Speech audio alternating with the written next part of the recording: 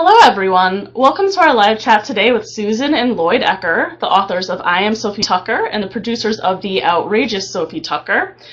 This fictional memoir and the documentary tell the story of one of showbiz's most outrageous personalities who paved the way for performers such as Mae West, Marilyn Monroe, Bette Midler, Cher, Madonna, and Lady Gaga. I wanted to let everyone know who's watching that we're giving away copies of the book and the soundtrack to the documentary on BookTrib.com. So stop after the chat and please enter to win. These are fantastic. And before we begin, I just wanted to, go back to the beginning of it all, and I'd love to hear, about your initial fascination with Sophie Tucker. Well, back in 1973, both Lloyd and I were at Ithaca College, and it was his responsibility to get concerts to the college. And we had a little competition across the hill from Cornell. They had 20,000 seats in a theater, and we had 5,000 seats in a gym. So it was hard for us. But in October, he got a call from a promoter that said they had a cancellation in Syracuse, and would he like to have this young singer who was an up-and-coming singer. So he grabbed her. He said, I'll take her. I don't care. So he needed a date for that concert, and that was our first date. And the next, it was a weird kind of thing because we get to the concert and the next thing I know, he says, excuse me, and he's gone. I'm thinking, what kind of date is this? So the lights come up on stage and there he is. And he stands there and he says, okay, everybody, a warm welcome for Miss Bette Midler. And that was my first date, a Bette Midler concert. That's and amazing. In that concert, she introduced us to Sophie Tucker through the humor that she did with all of her Soph jokes. But the best part was that after the concert, we had dinner backstage with Bette Midler, and that's when I decided I would go on a second date. Not too shabby with this kid. So we fast forward 35 years. We got married. We had 3 kids. And when the kids were all gone out of the house, and we had time and the financial independence to do what we wanted, he said, what do you want to do now? And I said, I'd like to have dinner with Bette Midler again. And he said, I have a better idea. I said, why don't we make a documentary about this Soph character? Then let's write a book or 3. And then we'll turn the first book into a Broadway script and a Broadway musical. And then after that, we'll open up and turn that into a Hollywood musical. And then we'll get Bette Midler when we get to older Sophie. We'll let Bette Midler play that part. She'll win an Academy Award. And then, after all of that, we'll have dinner with Bette Midler again. That's how it got started. What a great story. So we have a bunch of questions coming in, and Nicholas wants to know, how much research went into the movie and the book, and how did you decide what went into the film? We did. We started the research in 2006. It took 4 years to get through all of the scrapbooks. She had 400 scrapbooks. And then it took about 3 years to do the movie. We hooked up with an Academy Award nominated director named William Gazecki, and he helped us with he really did a wonderful job making it look like a scrapbook, going through the scrapbooks and helping us decide what it was to put in and how to tell the story through all the different aspects of her personality as opposed to making it a linear story. And as far as what to put in there, we had another helper, the 15-time Grammy winner, Phil Ramone, the great Phil Ramone, before he passed away last year. He became a family friend. He helped us when he watched the first cut of the movie. He said, we got to turn this into a Broadway musical, and I'm going to help you. So then we started the book, and with his help, we came up with this first book, which is the period of her life from 0 to age 26, like a rags to riches, getting to the palace, as they say. She was the first person to get to the palace. And then, the book wrote itself, and it's simple enough to take that exact same book and turn it into a book for a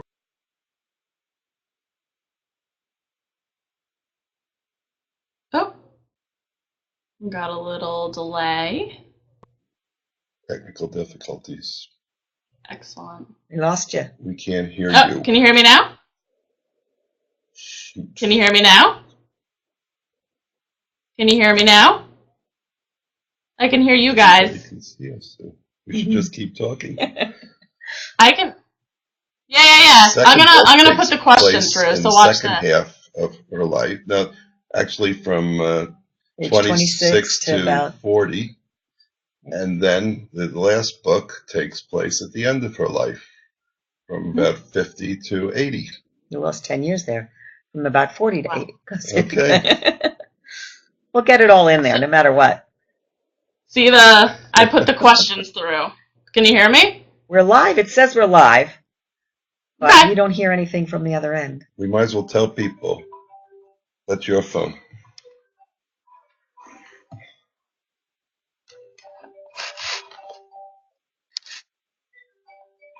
All right. If anyone can hear me, we're just gonna put the questions through. Nobody? Of course it is. She's probably saying Huh? they must have cut it off. Oh, really? Okay, we're back. What happened? Maybe just. But we're not. Oh, I'm no. waiting for them to call me. Can you guys hear me now? Can you hear me now? Hello? Hello? Yeah, I could just put the. We're in the southern questions Florida. through. Yeah, just Doing unplug it. Maybe you can just do it Live without. chat. Okay.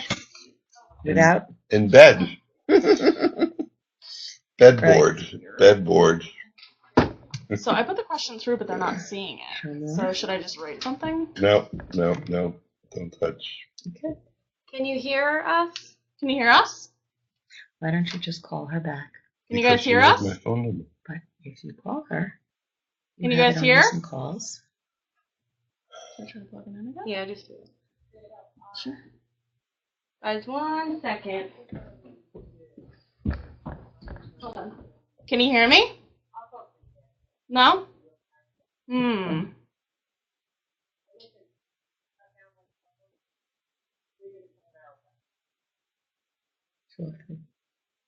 you see, hear anything?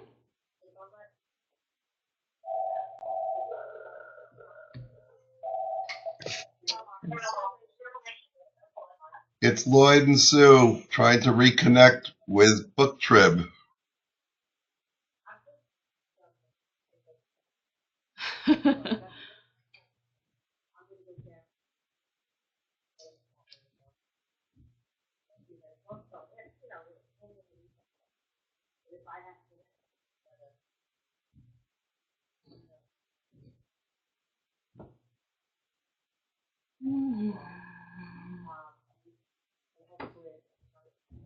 You guys hear anything? Hi. Hello? So what was the most challenging part of writing I Am Sophie Tucker with... That's it. Oh, I don't know. Let's Okay, see the rest of the question. With each other, and the most rewarding. Oh, with each other. Doing a duo and writing a book. The most challenging part was... Not killing each other. was when I had an opinion that differed with his, making sure that my opinion got heard. And the most rewarding for me is when my opinion did get heard. She was instrumental in making the book much tighter than it was, and also being unrelenting, as she says, to figuring out what the problems were and what didn't make any sense, even though I thought it made sense, and then fixing it. There's a lot of examples of that when we got into the travels in Europe. You know, some things just didn't make sense, and we fixed it. That's a good question. Yeah, I think so. Give us another. Cool. Current topic. They still can't hear me, can they? What's the favorite Bette Midler movie? Oh, man. That would probably be Beaches. Yeah. Yeah, Beaches. Or, you know, I like The Rose too, but Yeah. Beaches has a song in it that was important for our family, because what I would do, being a former stand-up comic, for each of our 3 kids in bar mitzvahs, bat mitzvahs, I would take a Bette Midler song, since she was so important to us, and we would make it into our own. And so I had one for Holly and one for Dina and one for Harry. And The Rose is for Dina's song, From the Rose, and Beaches is Holly's, and Harry, I don't think there was a movie for his song. That was From a Distance. From a Distance. Right. There you go. Excellent. Can you get... You're back. You're back. Yes! I'm so glad to be. Mario, yay! Yay! Okay. Mackenzie's the best. Okay, we're back up. Yep. Okay, so next question. Let's see. Nicholas says, any advice for aspiring filmmakers? I have great advice. Sell your business for $23 million and then ask your wife for the money. That's amazing. Because the problem there's a lot of aspiring filmmakers. Unfortunately, the biggest problem is funding. And we've met a lot of people on the film circuit and they've all said, where did you get your money? And I said, well, we won the lottery, basically, by selling our business for a crazy amount of money.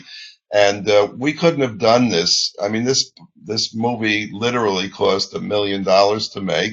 And the book, when all is said and done, that cost a lot, too, for publishing and all that. We met a lot of young filmmakers when we went to the film festivals. And there were some of them who were creative about getting funding. Whether they got, remember the guy we met who was doing that music that with the kids. He was working with kids, and the kids made this movie, and he got funding from organizations and charities that when he was making this documentary that were because he was aggressive in going out and getting funding. The problem is though that you can get funding, you can get national grants, you can get all that stuff, but a lot of our friends, the music alone in our movie cost $120,000 for the music rights. But there is music that you can get that's like DeWolf, where we went from DeWolf, and it's a lot cheaper, but it's generic music. It's generic. If you're making a biography, you have to play the right music, and that's the problem.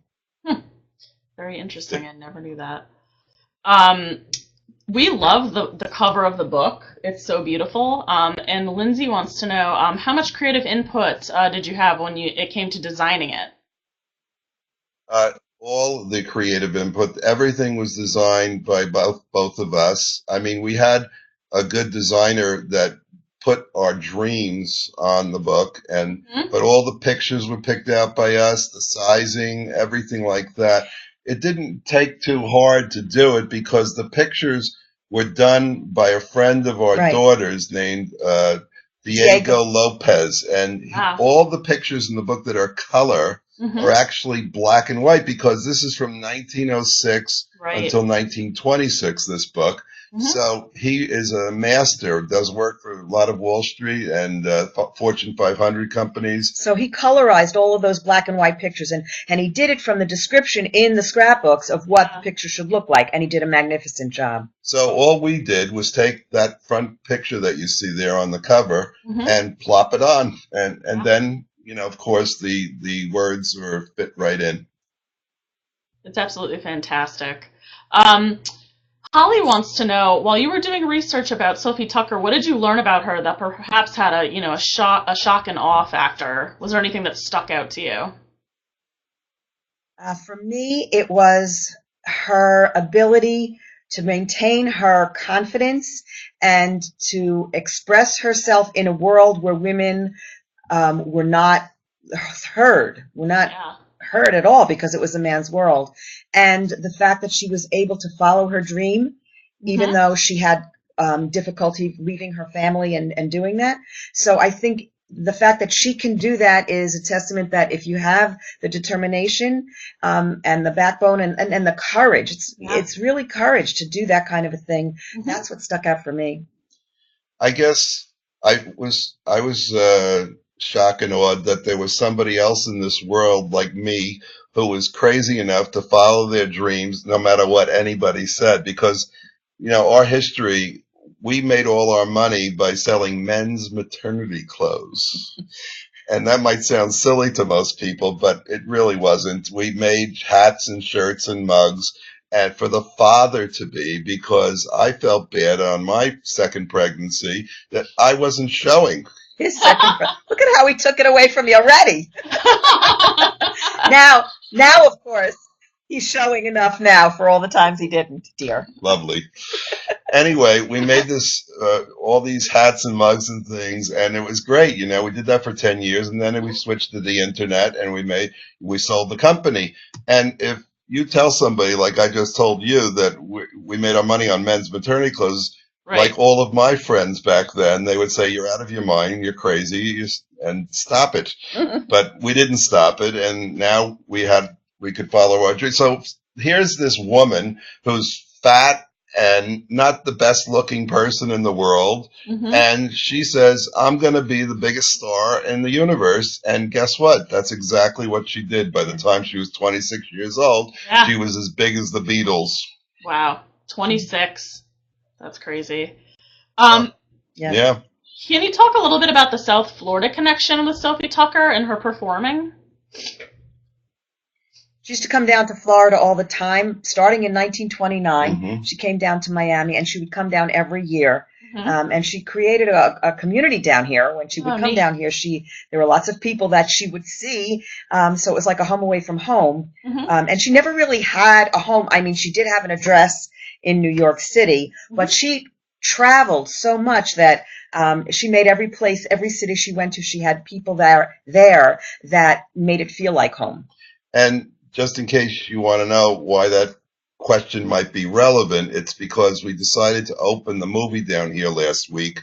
It's only in South Florida, and I'm pretty sure our distributor probably asked this question. We're in but it's in like 6 theaters, 8. I think we're in 8 theaters down here, and last week was great. We were sold out everywhere. And we're hoping it'll be big. I don't know how it could be better, but it's going to continue, hopefully, for 26 weeks down here. That's amazing.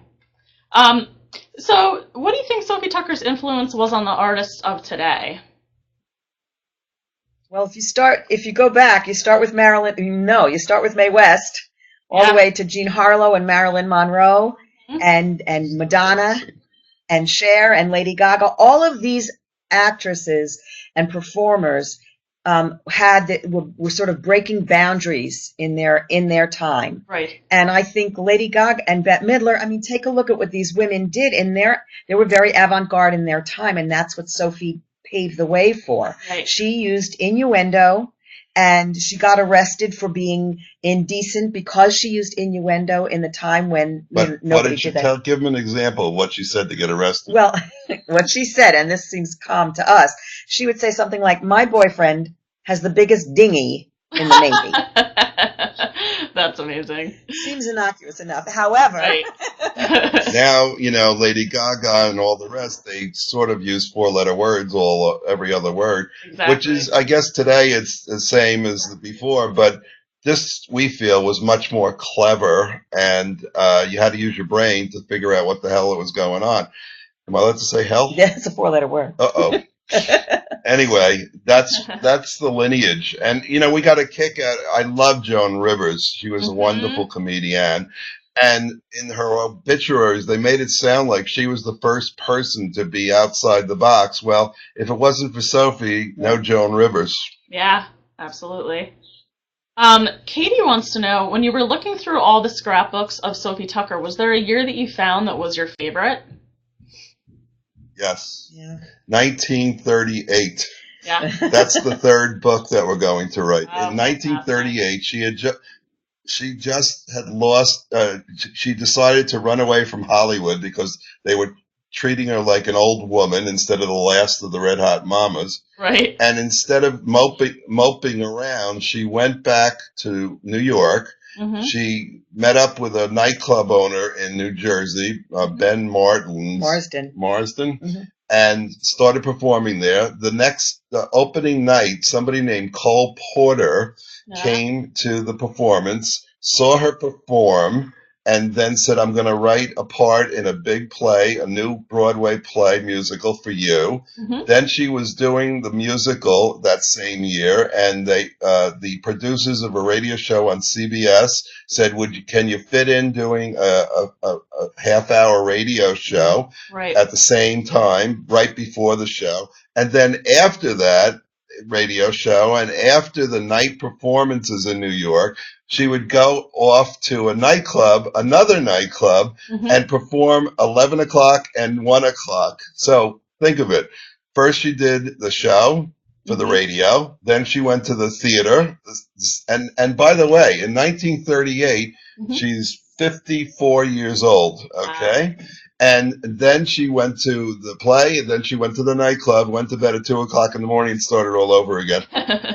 But for me, it's not a specific year, but as we got further along in the scrapbooks, we started to see letters from people who knew Sophie when she was younger. Wow. So those letters opened up a whole new perspective of Sophie. So we got to hear stories about things that happened in 1906, 1913, 1920, when she was so young and first starting. And those stories didn't unravel until the end until the later scrapbooks. Wow. And those were like finding a treasure, a hidden treasure, when we found a letter that told a story about her past. And it's interesting. Jason has a question. He says, how much of your, book and film is accurate and how much of it is hearsay? I think a lot of people are just interested to know, like, how much is, actual fact. Yeah. Well, the film is all fact. That's a documentary. The book is fictional memoir. But every incident in the book happened.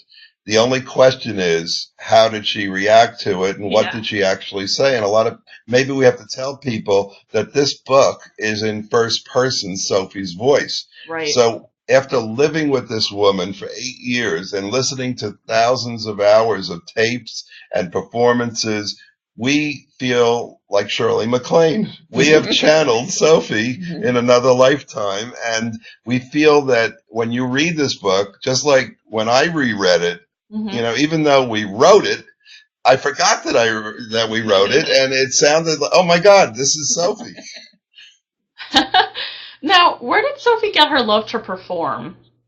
What did that spring from? When she lived in Hartford, and there was a vaudeville theater in Hartford, and she was told, her father trying to drum up business. We talk about this in the film. Yeah. Her father trying to drum up business sent her with some leaflets to the theater, and to try to get the actors to come to their restaurant. But when she heard what was going on, and she snuck up into the balcony, and that's, I think, when she fell in love with theater. That's when she was first exposed to the theater and to vaudeville. But she always liked to sing. I mean, she always had an ear for music, and she would pick up the most modern songs, and she would learn to sing them, and she would hum them when she was waitressing at the restaurant, and then the customers would ask her to sing, and she would, and she always had a new song every day. She would add a new song to her repertoire, and they'd give her nickels and dimes for tips.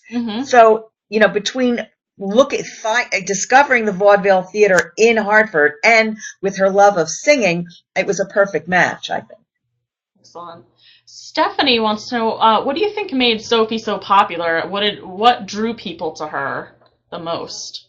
I think it was probably because she was every woman, even today, Yeah. If you saw somebody that looked not perfect, and I mean, I can't think, like Rebel Wilson, okay? She's an actress right now that's a little overweight and a little crazy, and she's not, Kim Kardashian looks, if that's looking good, by the way. And so when you see somebody on stage like that, who is making this pitch that I am every woman, I am just like you, and that is easy to love, and you can identify. And by the way, that's why we think that there's going to be a lot of interest with this Broadway musical, because it's going to be pitching to the younger women that if you don't look exactly perfect, you too can make it to the palace. And sex. Yeah. And sex. And sex. And sex. She was using innuendo, and she was making people laugh, and she was being bawdy, and they loved that. Yeah. Deb wants to know, she says, Sophie seems to have always been on the Merv Griffin show, and she wants to know, did she have a special relationship with him and perhaps other talk show hosts? It wasn't the Merv Griffin show. She was never on the Merv Griffin show, but she was She was on the Ed Sullivan Show 20 times. Wow. She was on, that's the one I think everybody thinks of. Yep. I remember when I was 11 years old and I saw her for the first time. I said, could you get that fat lady off? I want to see the Beatles. But she was on the Mike Douglas Show one time, and she was on, a couple of things with Jimmy Durante. She was on Johnny Carson twice. Yeah. But we called Merv Griffin before he died and asked him if she was ever on, and they said no. Huh. Interesting. What do you think? But the reason, May, by was the it way, Mae West? no. The reason that she was on the Sullivan Show so often was because, as we discuss in the film, they were pals from the 20s. He used to be a writer for the Daily News, I think. He was a writer, and so we think obviously they were best friends. There's a lot of pictures in these scrapbooks. There's a lot of notes of thank you for this gift and thank you for that. Right.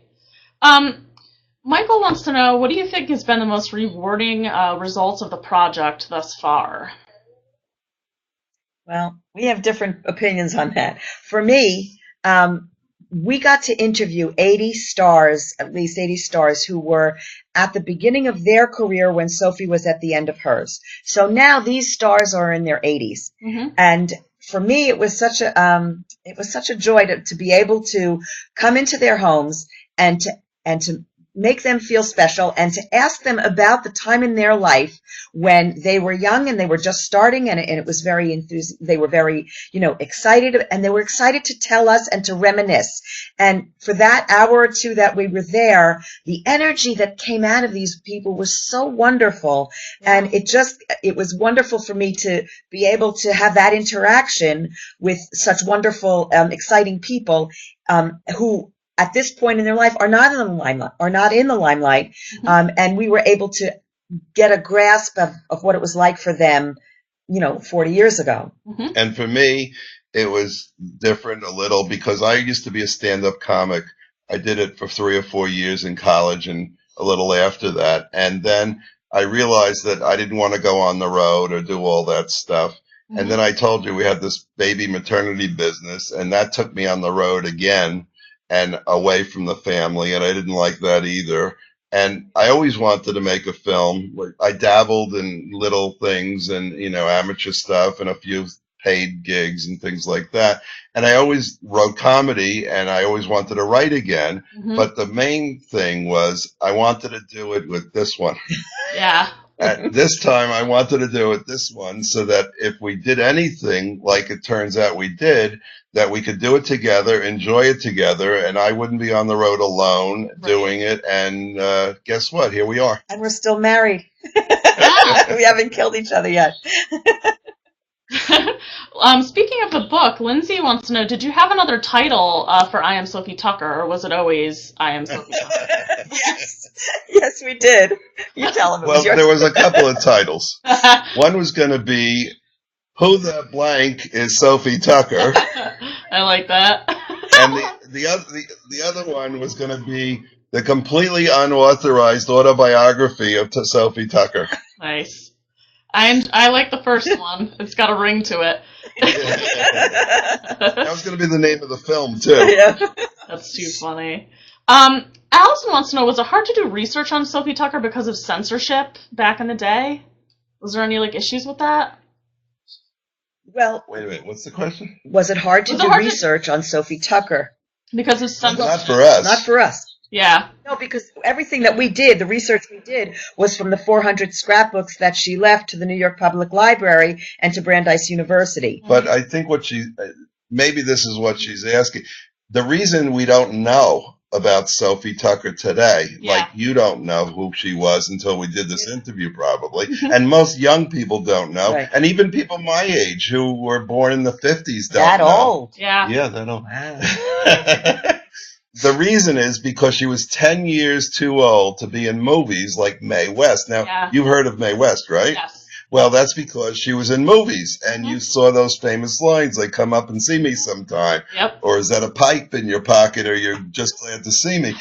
Those lines are immortalized because whenever they show sex symbols in the movies, she was the first one. Yeah. If Sophie was 10 years younger, Right. she would have been Mae West's replacement. Right. And Mae West would have been second. But the other thing is, as far as censorship goes, they were scared when she would go on radio or TV. They had to be careful because she was very risque, and that was not allowed. And it's still not allowed on TV, regular broadcast TV. So they have to be careful of her today too, or put her on after 10 o'clock, or definitely should be a big hit on cable. Yeah. But we would never have been able to. But the question is valid because she wasn't on radio because of that, wasn't on television. So if Sophie hadn't left these scrapbooks, nobody would be able to know what she was about. Exactly. Yeah. We found a lot of her old routines, and we could tell jokes that she actually told. Yeah. Right. That's amazing. Did you ever feel funny looking through her stuff? Like you were like prying, or were you always just, I always wonder how that's. No.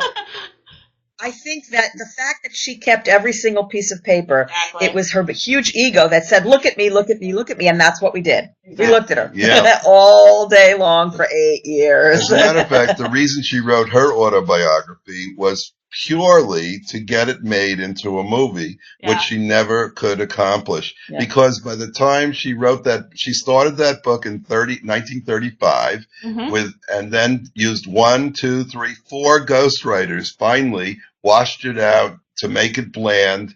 And then by the time it got to 1945 and she wrote her own autobiography, it was really, half of it was great, but the other half was real boring, even for us who love her. And so we think that if she was alive today, we would be the 5th ghostwriters. This would be the book, and she would say, absolutely everything happened.